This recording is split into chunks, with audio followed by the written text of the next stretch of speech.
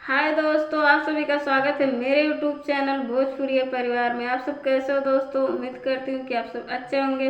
और प्लीज़ दोस्तों, अगर आप सब मेरे चैनल को अभी तक सब्सक्राइब नहीं किए हैं तो प्लीज़ जाके जल्दी से सब्सक्राइब कर लीजिए और लाइक कर दीजिए।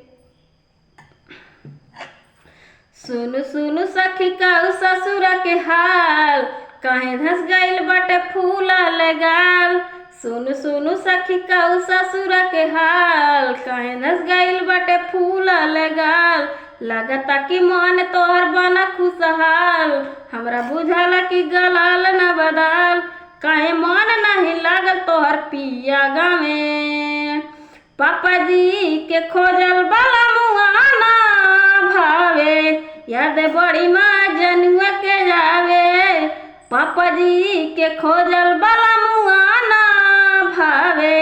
याद बड़ी माँ जनुआ के जावे।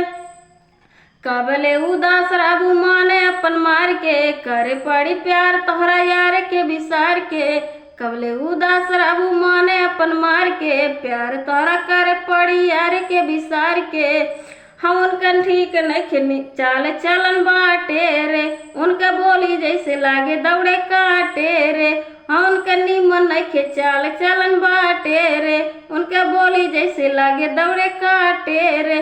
तोहर कैल फसलाई त ठीक न बावे, पापा जी के खोजल बाला मुआना भावे। याद बड़ी माँ जनुआ के आवे, पापा जी के खोजल बाला मुआना भावे। याद बड़ी माँ जनुआ के आवे।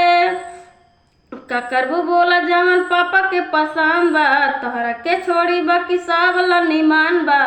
का करबू बोला जवन पापा के पसंद बा, तोहरा ला छोड़ी बाकी सब ला निमान बा। हम उनका से रिश्ता जोड़ब ना, अपन दामन बिहारी के छोड़ब ना। हम उनका से रिश्ता जोड़ब ना, अपन दामन बिहारी के छोड़ब ना। रवि मोनू आवा ताड़े तोहरे लरे, पापा जी के खोजल बाला मुआना भावे। याद बड़ी माँ जनुआ के आवे, पापा जी के खोजल बाला मुआना भावे।